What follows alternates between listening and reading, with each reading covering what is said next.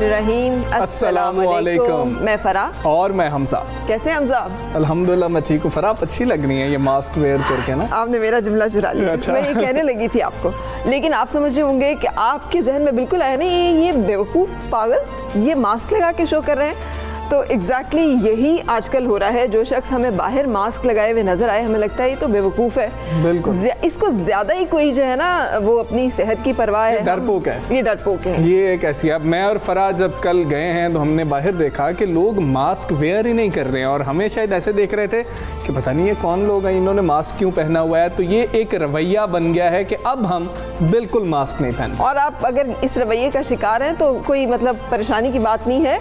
अमेरिकी सदर ट्रंप भी इसी रवैये का शिकार है, यानी उन्हें डॉक्टर फाउची जो है वो बेवकूफ़ लगते हैं। बिल्कुल वो कहते हैं कि पागल हैं, लोग नहीं सुनना चाहते कि कोरोना के बारे में जो है वो एहतियाती तदाबीर इख्तियार करने की ज़रूरत है। इमेजिन अमेरिका के सबसे बड़े इन्फेक्शस जिसे कहते हैं ना डिजीज़ एक्सपर्ट ये डॉक्टर, और वो कह रहे हैं कि इनकी तो कोई बात जो है वो नहीं सुनना चाहता और कोई गलत भी नहीं कहते लोग। हमारे यहाँ तो बहुत ज़्यादा हमें लगता है कि इस रवैये का शिकार है। लेकिन हमजा एक चीज़ ज़रूर मैं डिस्कस करना चाहूँगी, ऐसे मोमेंट्स भी आते हैं ना जब आपको वाकई इसमें ब्रीथ करना मुश्किल लग रहा होता है। मतलब पसीना भी आ रहा होता है। ख़वातीन के लिए बहुत ज़्यादा चैलेंज है कि मेकअप किया होता है और उसमें आपने मेकअप किया है तो निशान पड़ जाएंगे, लिपस्टिक ख़राब हो जाएगी। मर्द हज़रात के लिए भी तो उनकी भी लिपस्टिक खराब होती है। नहीं मेकअप खराब हो सकता है ना, आप वो नहीं समझ रही। खैर फरा मामला ये है कि हमने जब कल इनसे भी वो शेयर करते हैं कि देखा कि बाहर लिखा हुआ है नो मास्क नो सर्विस। किसी भी आप शॉप के बाहर जाएं तो ये लिखा हुआ है, लेकिन नो मास्क और सर्विस अवेलेबल है। सर्विस आपको वो दे रहे हैं अगर आपने मास्क नहीं भी पहना।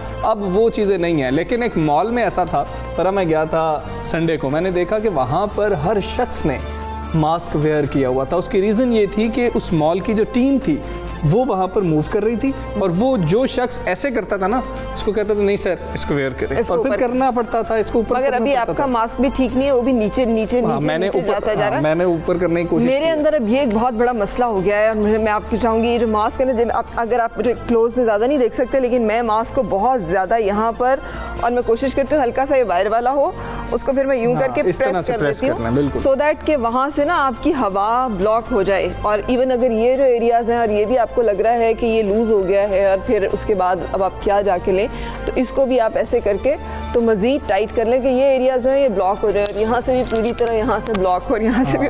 और हमजा की तरह किसी ने मास्क पहना हो तो मेरा दिल चाह रहा होता है कि उसका मास्क है ना उसको सेट कर दिया जाए। ये मैंने इसीलिए पहना कि फरा मुझे ये बात करे और मैं मसला बताऊँ कि हम जो ऐनक पहनते हैं ना फरा, उनको ये प्रॉब्लम आती है, ऊपर जो है ना इस तरह से नमी आ जाती है और नज़र नहीं आता। लेकिन फिर भी जितना आप वेयर कर सकते हैं ऊपर कर सकते हैं आप करें। और दूसरी ये गलती नहीं करनी कि अब मैं फरा से बात कर रहा हूँ तो मैं बात करते करते अब मैंने बात करनी है तो मैं कहूँ हाँ फरा। तो ये सबसे गलत चीज़ है कि जिस वक्त सबसे ज़्यादा ज़रूरत होती है कि आपने मास्क पहना हो उस वक्त आप मास्क नीचे कर लेते हैं। अच्छा ये क्यों करते हैं हम? क्योंकि हमें ना एक दूसरे के एक्सप्रेशंस नज़र नहीं आते।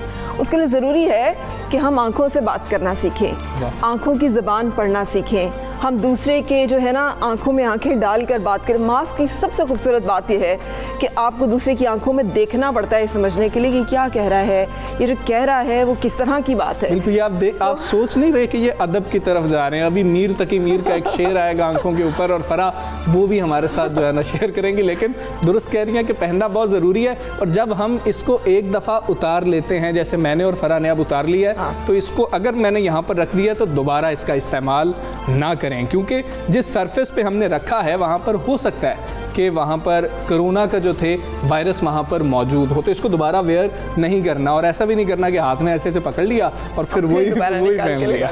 अच्छा मेरी तो गाड़ी में ना हमजा अब 3-4 किस्म के मास्क जो है ना वो लटके होते हैं और वो मास्क मौके की मुनासिबत से होते हैं। ये वाला मास्क बाजार जाने के लिए, ये मास्क जो है ये ज़रा अच्छा जाना है तो आपने ये वाला मास्क। अब तो मास्क भी आपकी एक तरह से मतलब ब्रांड के उसमें आ गए हैं कि आपने कितना कीमती मास्क जो है वो लगाया हुआ है। लेकिन खुदा के लिए एहतियात ज़रूर कीजिए। ये आपको सियासी रहनुमा नहीं भी कह रहे, ये आपको लोग नहीं भी कह रहे, आपकी जान बहुत कीमती है अपने प्यारों के लिए। लोगों के लिए हो सकता है सिर्फ एक नंबर हो कि अम्मात की तादाद में इतना इजाफा हो गया, आप किसी के लिए पूरी दुनिया हो सकते हैं, उसकी पूरी दुनिया बर्बाद हो सकती है अगर आपको कुछ हो जाए। तो अपना बहुत ख्याल करें। और अगर आप मास्क जो है अफोर्ड नहीं कर सकते कि बार बार नया मास्क लिया जाए, तो डॉक्टर फैसल सुल्तान ने भी ये कहा था कि आप कपड़े का मास्क ले लें, माँ बाप जो हैं बच्चों को सी के दे दें, लेकिन इसका इस्तेमाल ज़रूर करें। फरा अपनी टॉप स्टोरीज की जानिब चलते हैं। मुल्क की सियासत का पारा हाई, पीडीएम के धुआंधार जल से वजीर आजम भी जारहाना खेलने लगे, ऑपोजिशन को कोई रियायत न देने का फैसला, कैप्टन रिटायर्ड सफदर की गिरफ्तारी से सियासी कशीदगी की आग मजीद भड़क उठी। टिकटॉक स्टार्स की सुनी गई, टिकटॉक को पाकिस्तान में बहाल कर दिया गया। पीटीए के मुताबिक इंतजामिया ने गैर अखलाकी मवाद फैलाने वाले अकाउंट्स ब्लॉक करने की यकीन दहानी कराई है। मुल्क में 9 अक्टूबर को टिकटॉक पर पाबंदी लगाई गई थी। हेलो जी, मैं चांद से बोल रहा हूँ। अब ये मजाक जल्द हकीकत बन जाएगा। अमरीकी खिलाई इदारे नासा और नोकिया की मुश्तरका मुहिम, नासा चांद पर 4G के सेलुलर टावर्स लगाने के लिए नोकिया को 14 मिलियन के फंड्स देगा। वेलकम बैक सुबह सवेरे पाकिस्तान में। और इसके बारे में तो आप ही बात करें। मुझे एक शिकायत ज़रूर करनी है। वो अब लोग कहेंगे मैं शिकायतें ही करती रहती हूँ। हमजा, अगर आप सोशल मीडिया पे किसी चीज़ के बारे में लिखने की कोशिश करें ना, जिसका ये ताल्लुक नहीं कि किसी सियासी जमात ने किया, उसका ये ताल्लुक है कि ये बात गलत है, असूलन गलत है, तो आपको दूसरी सियासी पार्टी वाले ऐसे अटैक करते हैं, वो बातें करते हैं और इतने कोई गिर जाते हैं कि आपको बस अश करने को दिल करता है कि क्या तरबियत की होगी। जिन लोगों ने तरबियत की है वो किस सोच के हामिल होंगे, किस बैकग्राउंड से हम लोग आ रहे हैं, किस मज़हब को, किस अखलाक को मानते हैं। इख्तलाफ ज़रूर रखें लेकिन बदतमीज़ी ना करें, और दूसरे का जो पॉइंट ऑफ व्यू है उसको समझने की कोशिश करें। अगर आप इख्तलाफ रख रहे हैं तो नीचे तमीज़ के दायरे में रहते हुए इख्तलाफ किया जा सकता है। और ट्विटर पर अगर देख लिया जाए तो बहुत ऐसे लोग हैं जो आपसे इख्तलाफ रखते हैं और अच्छे तरीके से कहते हैं कि जी कि हमें इस बात से इख्तलाफ है, आप वो तरीक़ाकार जो है उसको अपनाने की कोशिश करें। और जो फ़रा मामला कर रही हैं, जो बात कर रही हैं, वो बात बिल्कुल दुरुस्त है। जिस तरीके से मरियम नवाज़ साहिबा ने कल ये कहा था फरा कि मैं अंदर मौजूद थी, मना किया गया, फिर भी पुलिस अंदर आ गई, वो एक रवैया दुरुस्त बिल्कुल नहीं है। कि एक प्राइवेसी है, उस प्राइवेसी को जो है, जो भी मामला है, आपको इस तरह से नहीं तोड़ना चाहिए। हाँ बिल्कुल। और लेकिन आप ये बात आप भी कह के देखें, आपको भी इसी तरह की गालियाँ पड़ती हैं जिस तरह से किसी खातून को पड़ती हैं। आई वंडर कि ज़्यादा से ज़्यादा मर्दों को ये लिख दिया जाता है ये लिफाफा है, मगर औरत के बारे में तो एंडलेस किस्म की स्टेटमेंट्स। अच्छा एनीवे, अपना रोना छोड़ के आते हैं मुल्की सियासत और दर्जा हरारत की तरफ। वो गर्म होता जा रहा है मज़ीद जो है। कल कैप्टन रिटायर्ड सफदर की गिरफ्तारी हुई, उसके बाद उनको ज़मानत मिली, फिर रिहाई भी हुई मरियम नवाज़, और वो जो है दोनों एक ही फ़्लाइट से साथ वाली सीट्स पर बैठे हुए थे तो लाहौर भी पहुँचे। अब मामला फ़रा यहाँ पर यह है कि सिंध हुकूमत जहाँ पर ये सब मामला हुआ, सिंध पुलिस ने गिरफ्तारी की, पहले एक ट्वीट की, उसको डिलीट कर दिया, फिर दूसरी ट्वीट की, और सिंध हुकूमत ना जरा पीछे पीछे है, कोई डायरेक्ट मौक़िफ़ नहीं ले रहे होंगे, हमें तो पता ही नहीं था, गायब ही नहीं थे। वो पीडीएम के जलसे में जब वो सारे रहनुमा बैठे तो मैंने तो एक ही चीज़ के ऊपर फोकस किया कि अगर बिलावल भुट्टो यहाँ दिखाई देते हैं तो सब ठीक है, लेकिन अगर बिलावल भुट्टो यहाँ दिखाई नहीं देते तो फिर इसका मतलब है कि कहीं ना कुछ तो मामला जो है वो गड़बड़ है। वो कुछ भी हो सकता है लेकिन ठीक नहीं है, लेकिन हमें नहीं दिखाई दिए।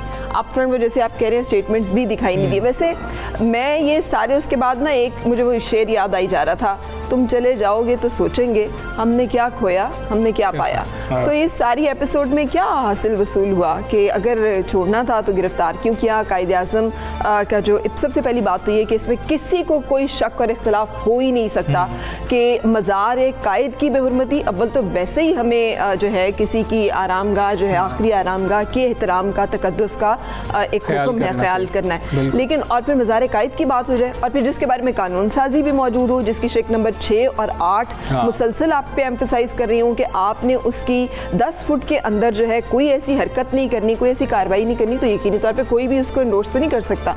और मुझे नहीं समझ में आता कि ऐसी कार्रवाई जो की क्यों गई, लेकिन की गई तो और गिरफ्तारी अमल में आई, तो गिरफ्तार करने के बाद फिर अगर इतनी जल्दी छोड़ दिया गया, वो कहा कि जी बेल एबल जो ऑफेंस था इसलिए जी 1 लाख रुपए के मचलके जमा करवाए जाएं और फिर उस पर ज़मानत होगी। अब मामला ये है कि हुकूमत ये कह रही है, पाकिस्तान तहरीक इंसाफ जो है वो ये मौक़िफ़ रखती है कि पीडीएम में जो है दरारें पड़ चुकी हैं और ये हमारा तो कोई इससे ताल्लुक ही नहीं है, ये तो सब सिंध हुकूमत ने खुद ही किया है। और मरियम नवाज ने ये बात की कल प्रेस कॉन्फ्रेंस में कि नहीं हमारे मामला ठीक है, एक लम्हे के लिए भी मेरे दिमाग में ये नहीं आया कि ये सिंध हुकूमत करवा रही है। ठीक है, चलें जान लेते हैं इस बारे में और जो हमारे दिल की बातें हैं वो जानने की कोशिश करते हैं।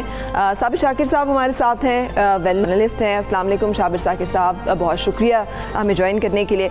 अभी जैसे हम डिस्कस कर रहे थे, आपके ख्याल में भी कैप्टन रिटायर्ड सफदर की गिरफ्तारी जो है वो पीडीएम में दरारों का जरिया और बाइस बनेगी, और ये जो एक ट्रस्ट डेफिसिट पहले भी था अब इस वाक़े के बाद उसमें इजाफा होगा या एतमाद एक दूसरे के साथ एतमाद की गाड़ी चलती रहेगी? देखें, दरारें तो बहुत पहले से मौजूद हैं और कैप्टन सफदर की गिरफ्तारी तो एक वजह है, और ये मुमकिन नहीं है कि इसमें कि सिंध पुलिस जो है वो वज़ीर आला सिंध की मर्ज़ी के बगैर इतना हाई प्रोफाइल आदमी को गिरफ़्तार करे, और ख़ास तौर पर ऐसे वक्त में करे कि जब वो मरियम बीबी के शौहर हों और मरियम बीबी भी उसी कमरे में हों, तो ये बात मानने वाली है नहीं। और तलाल चौधरी साहब ने उसी बदएतमादी की तरफ इशारा करते हुए ये कल डिमांड की थी कि जनाब सिंध गवर्नमेंट जो है वो वाज़े तौर पे आके बताए कि इसके पीछे माजरा क्या है और इसका नोटिस लेना चाहिए। जो चीज़ें अब तक सामने आई हैं उसमें तो हम बिल्कुल ये नतीजा अख़ज़ करने में बिल्कुल उसमें हम कोई अमर माने नहीं कि ये सिंध पुलिस ने जो कुछ किया ये सिंध गवर्नमेंट को इस बात का इल्म था, और सिंध पुलिस ने इस बात की वजाहत भी कर दी अपने ट्विटर अकाउंट के ज़रिए। और ख़ास तौर पे सईद गनी साहब ने भी जो पहले ट्वीट किया उसमें भी उन्होंने ये कहा था कि जनाब ये जो कुछ कैप्टन सफदर ने किया वो बहुत काबिल मज़म्मत है, अफसोसनाक है, ऐसा नहीं होना चाहिए था। लेकिन बाद में जो सिंध पुलिस ने किया, जिस अंदाज से गिरफ़्तारी की गई वो दुरुस्त नहीं थी। पहले से ही पीपल्स पार्टी और मुस्लिम लीग नवाज़ और ख़ास तौर पे भुट्टो ख़ानदान और शरीफ ख़ानदान दो मुख्तलिफ़ पेज पे हैं, दोनों की मंजिल अलग है, दोनों की रास्ते अलग हैं, और ये एक बामरे मजबूरी का एक इनका साथ है। इसलिए मैं नहीं था कि इसमें कोई ऐसी अचंभे वाली बात है, ये बात मौजूद है और रहेगी। जी ठीक है। साबिर शाकिर साहब, वज़ीर आज़म इदारों को जो केसेस हैं वो जल्द निपटाने की बात कर रहे हैं, जिस पर अपोजिशन ये कह रही है कि हुकूमत और जो इदारे हैं ये मिले हुए हैं और इदारे वज़ीर आज़म के कहने पर काम करते हैं। क्या वज़ीर आज़म को ज़रूरत थी कि ऐसी बात कही जाती है? इदारे अपना काम कर रहे हैं, करते रहते। हर मामले को वो इदारे पे डाल रहे हैं, कोई भी मामला हो, खा कैप्टन सफदर का हो या कोई और मामला, वो सब का सब रुख मोड़ देते हैं इदारों की तरफ, और इदारे भी अफवाज पाकिस्तान की तरफ। उसकी वजह यह है कि एक वाहिद इदारा बचा हुआ है हमारा, अफवाज पाकिस्तान है, और दूसरा जुडिशरी बचा हुआ है, जहाँ से इनका जो धौंस धांधली है वो नहीं चल रही। इसलिए इसमें कोई ज़रा बराबर भी शक नहीं है कि इनका जो टारगेट है, इनका जो फोकस है वो सारे का सारा है इदारों को अंडर प्रेशर करना, और इदारों को अंडर प्रेशर करके अपने लिए रिलीफ हासिल करना। वो रिलीफ मिल नहीं रहा, इदारे इनकी बात सुन नहीं रहे, और वो इसलिए नहीं सुन रहे कि जाहिर है अब मामला हाई कोर्ट्स में हैं, सुप्रीम कोर्ट्स में हैं, सज़ाएँ हो चुकी हैं, मफरूर हो चुके हैं, अदालतों ने तलबी के नोटिस, अखबारात में इश्तिहार, तो इदारे भी क्या करेंगे? इदारे भी एक कानून और कायदे और ज़ाब्ते के पाबंद हैं। साबिर शाकिर साहब, इस हवाले से भी बात करते हैं यकीनी तौर पे, लेकिन आपने जो पहले बात की, आपने कहा कि ये हो नहीं सकता कि सिंध पुलिस जो है अगर ऑपरेट करे तो वज़ीर आला सिंध जो है इस बारे में लाइल हो, लेकिन दबाव की बातें जो हैं वो मुसलसल कल ज़ेर बहस रही। सोशल मीडिया पर भी मुख्तलिफ ज़राए से ख़बरें आती रहीं कि IG पुलिस जो है, कुछ लोगों ने तो ये भी कहा कि उन्हें अगवा किया गया, कुछ ने कहा कि जी उनके ऊपर दबाव था जिसके तहत ये फैसले किए गए।